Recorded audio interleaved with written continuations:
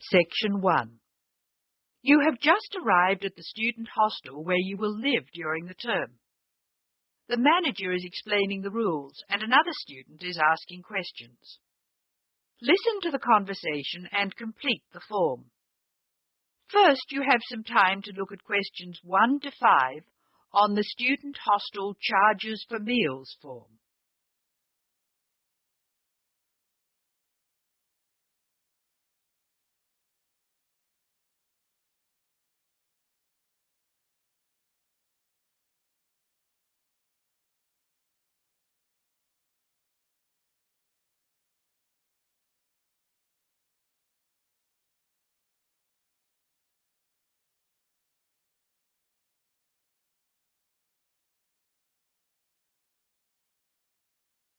You will see that there is an example which has been done for you.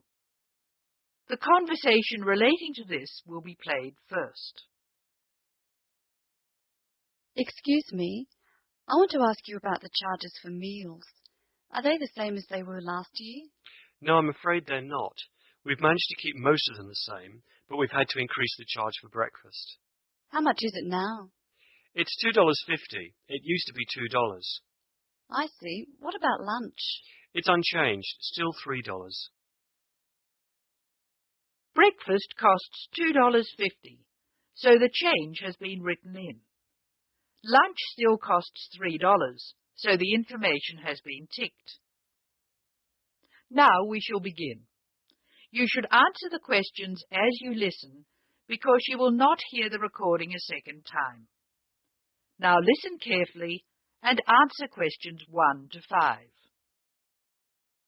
Excuse me, I want to ask you about the charges for meals. Are they the same as they were last year? No, I'm afraid they're not. We've managed to keep most of them the same, but we've had to increase the charge for breakfast. How much is it now? It's $2.50. It used to be $2. I see. What about lunch? It's unchanged, still $3. Does dinner still cost $3? Yes, it does. We've managed to keep the prices down this year, but the best deal is the 3-meal plan for $48 per week. We give you vouchers to present when you come into the cafeteria, and you get 21 meals for your $48. That works out to a little more than $2 a meal. The 2-meal plan is also at last year's rates of $36 per week. We give you vouchers for that too. My sister was in this hostel before me. I'm sure the hours for breakfast used to be longer. Yes, they were. They used to be 7 to 9:30, but to keep our expenses down, we made them 7 to 9. Lunch is the way it was, though. Hold on, dinner, 6 to 7:30, isn't that a change? Yes, it is, and in fact the form is wrong. It used to be 5:30 to 7:30, but now it's 6 to 8 p.m. 6 to 8 p.m, that's good. So, which plan would you like? I'd like to think about it, please. I need to check my lecture schedule. Now look at questions 6 to 8. Listen to the conversation between the student and the manager and match the places in questions 6 to 8 to the appropriate letters A to F on the map.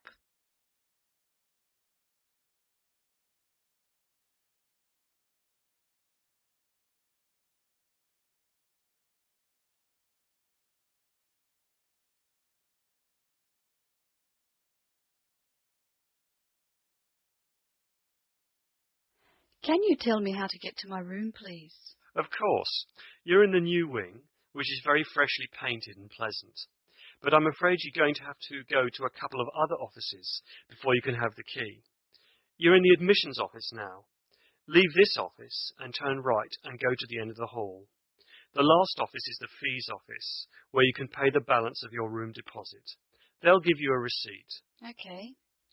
After you've been to the fees office, come back past admissions. You'll see a very large room at the northwestern corner of the building. You can't miss it. That's the student lounge, and if you go in there, you can meet some of the other students and see who'll have a room near you. That's good. Can I get a cup of coffee there? Yes, there's a vending machine in the corner. Then go to the key room, which is opposite the lift and next to the library. Show them your receipt, and you can pick up your key there. My luggage was sent on ahead. Do you know where I should collect it? The box room is next to the women's toilet. You'll have to get the key from the key room. Thank you. That is the end of section 1. You will now have some time to check your answers.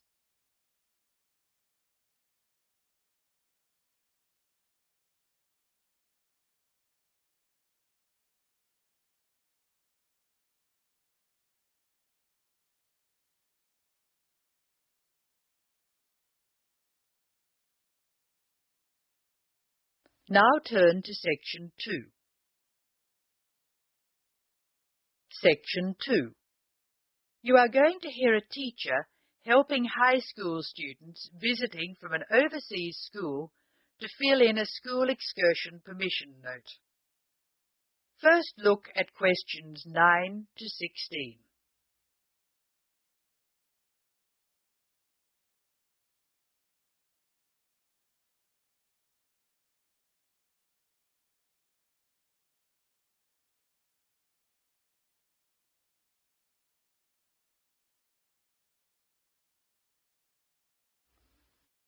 Listen while a teacher tells you how to complete the school excursion permission note. Write no more than 3 words or numbers for each answer. Good morning, students. My name is Mrs. Brown, and I'm in charge of the school excursion next week. Please take out your school excursion permission note so you can fill it in. For insurance purposes, this note must be signed by your guardian or the group leader. First of all, fill in the name of your class. Everyone here is in 3A, aren't they?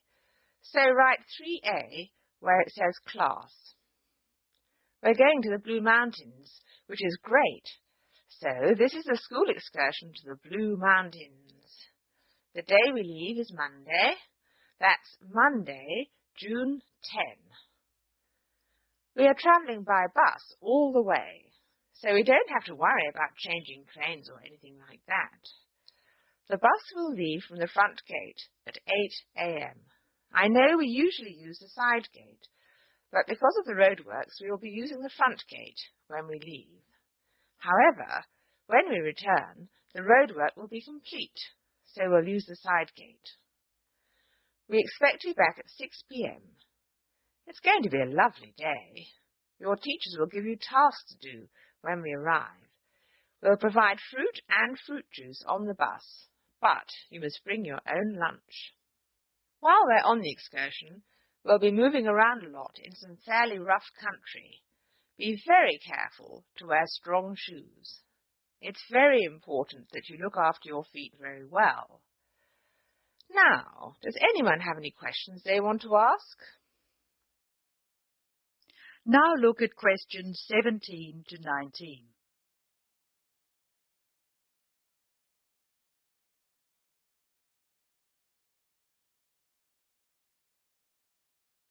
As the talk continues, answer questions 17 to 19. Write no more than 3 words or numbers for each answer. No questions? Okay. I'd just like to fill in a few more details. The bus should arrive in the Blue Mountains at 11 a.m. We'll have time to do the first of our tasks before lunch.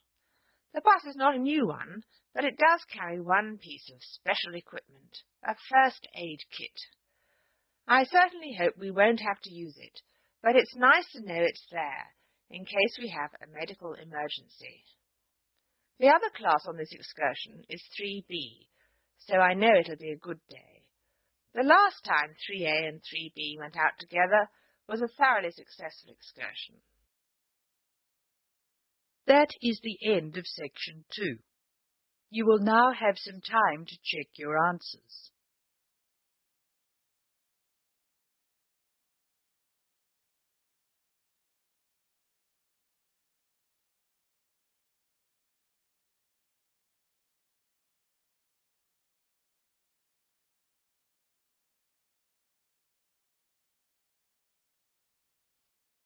Now turn to section 3. Section 3. In this section, you will hear a conversation between Mrs. Lamb, a member of the staff in a large hospital, and Andrew, who is a student in the nursing school. Mrs. Lamb is explaining the rules about visiting hours in the hospital. Look at questions 20 to 25.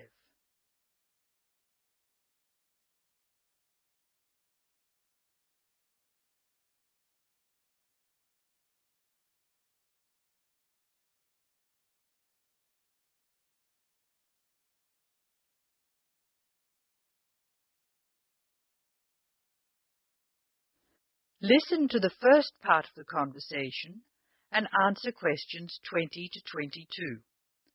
Complete the table showing when visitors may go to the different parts of the hospital. Hello, Andrew. I believe you want to know about visiting hours. Yes, I do, Mrs. Lamb. I have to fill this form out, and I'd like to have some idea why the different parts of the hospital have different times for visiting. I see. Well, let's start with an obvious one. Intensive care. People in intensive care are very sick indeed, and for that reason, we say that visitors can come between 6 a.m. and midnight. I can understand that. At the other end of the scale, our maternity patients are usually quite well, but we restrict their visiting hours from 8 a.m. to 8 p.m. We find they get very tired if we permit visitors all the time. I see. What about the surgical wards? The doctors prefer to do their rounds early in surgical, so visiting hours are 9 a.m. to 9 p.m. Surgical patients are often on very heavy painkillers, and they aren't really very good company for their visitors. But surely the visitors come to cheer up the patient, not the other way round. Of course. And often the visitors are able to help the patient a lot. That's why we allow visitors all day, the full 24 hours in the emergency ward. They help comfort the patient while they're waiting to be diagnosed. In the second part of the discussion, Andrew will ask Mrs. Lamb about the people who are allowed to visit patients. Look at questions 23 to 25 first.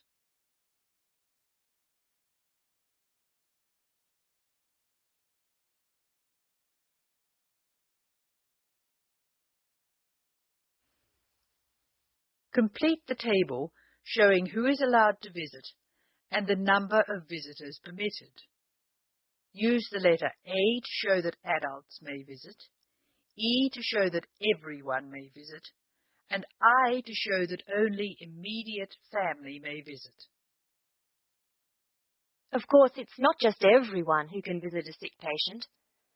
People in intensive care can only be visited by their immediate family. What's more, we only allow 2 people in at any time. We let children of the immediate family in to visit people in intensive care, but we don't like to do it. It's very hard on the children, and it may distress the patient. However, if the patient asks for the child, and the family agrees, that's okay. What about children in maternity? Of course we let them in. They're very pleased to see their mothers. The rule in maternity is everyone may visit, up to 6 people at a time.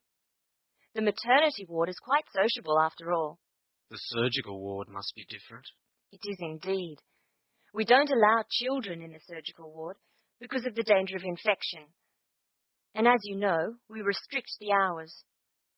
There are a lot of procedures which must be carried out on surgical patients, and we only let 2 visitors come in at a time.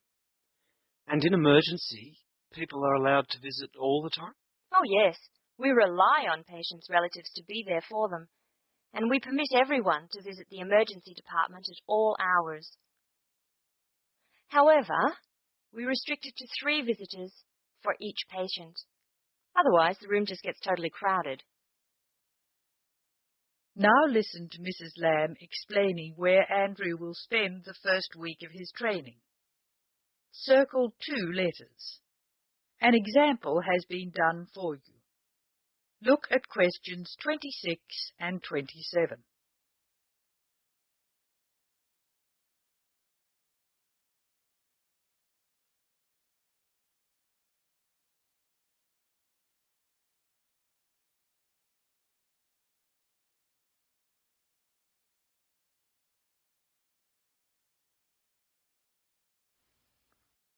Circle 2 letters in each answer. Now I have your schedule for the next week's observation sessions. Are you ready? Yes.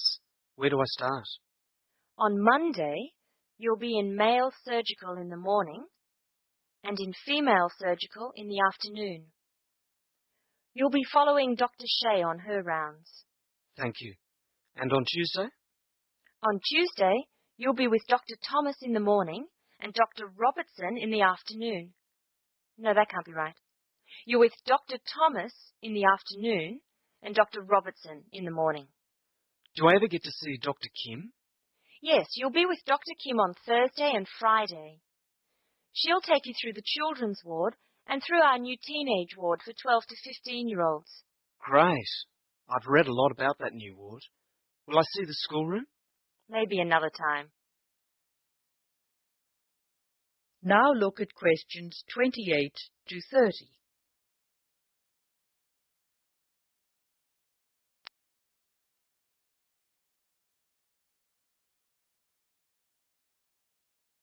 Now answer questions 28 to 30. Write no more than 3 words or numbers for each answer. And what will I do on Wednesday? On Wednesday, you'll join the other students for lectures. You'll be in the Redmore lecture room between 8 and 10 a.m. and later between 2 and 3 p.m. Thank you. Do you know how big my class is? The intake this term is 200 first-year students. I'm pleased to say about 1/3 are men, which is good. Nursing used to be an almost entirely female occupation. I know. My father trained as a nurse, and he was considered very unusual.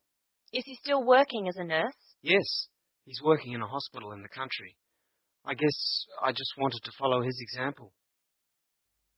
That is the end of section 3. You will now have some time to check your answers.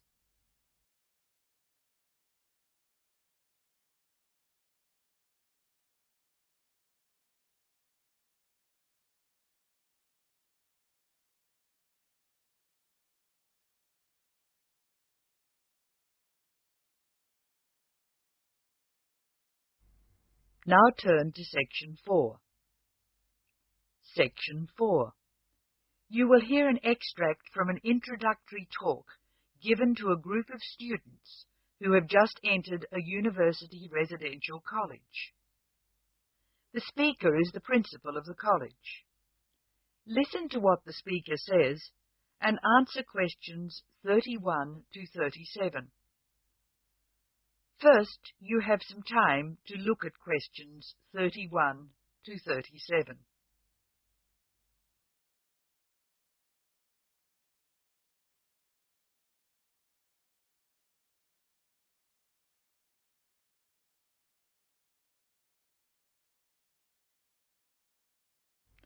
Now listen carefully and answer questions 31 to 37. Good morning and welcome to Scholastic House. I'm delighted to see you here. It is my duty to explain to you some of the history of our college and some of the traditions which I hope you will uphold. The idea for Scholastic House was expounded by Samuel Wells in 1898. Wells was a visionary whose ideas were well ahead of his time. He wanted a college which would encourage friendship between people of different races and nationalities. Wells died in 1900 before he could see the college in action. Scholastic House finally began operating in 1903 with 10 students. Those students came from Asia, Europe, and the Americas. At that time, Scholastic House accepted only male students, although it has been co-educational since 1963. 9 of these foundation students went on to lead illustrious lives. The only exception died tragically on his way home from Scholastic House to Sarawak. He had only recently graduated with an honours degree in law, and he was robbed of a brilliant future. The other 9 students, as I said, led very fulfilling lives. 3 became political leaders, 3 became doctors. Perhaps the most famous graduate became a university teacher and was responsible for the introduction of modern teaching training methods in his country. Two of the original group became senior engineers and went on to deeply influence the way the water systems of their country were exploited. The college ran into hard times during the period of the Great War, 1914 to 1918, when the charter of the college was interpreted to mean that neither students nor staff could take part in the war effort. Many people felt that this indicated a lack of national spirit, and the walls of the college were frequently marked with graffiti. Meantime, outside the college, tens of thousands of young men went away to fight in Europe, never to return. The college was building a reputation for learning and for tolerance of opposing views. Scholastic House debate and discussion nights were open to the public in 1927 and have been available to anyone who wishes to attend ever since. It is a proud tradition of the college that any view may be expressed, provided that it can be defended intellectually. Over the years, topics which were controversial at the time have been discussed and debated. Now look at questions 38 to 40.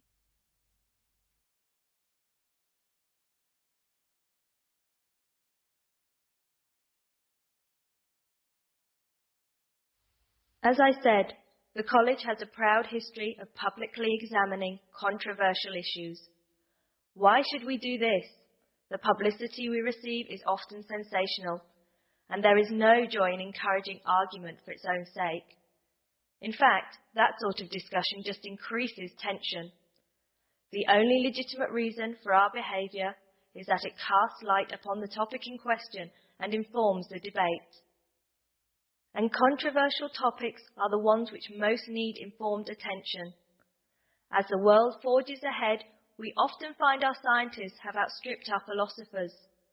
We frequently develop scientific marvels without realizing their full implications. Nowhere is this more obvious than in medicine. We are now able to keep people alive far longer than before. But this medical ability must be measured in relation to the quality of those lives. I urge you to spend your time at Scholastic House wisely. You are the heirs of an excellent academic tradition of which we can all be justly proud. It is your responsibility to continue this tradition of querying where our world is going. Progress is not always upwards. I wish you every joy in your time here, and I hope that I will hear much well-informed debate from you. That is the end of section 4. Now you have some time to check your answers.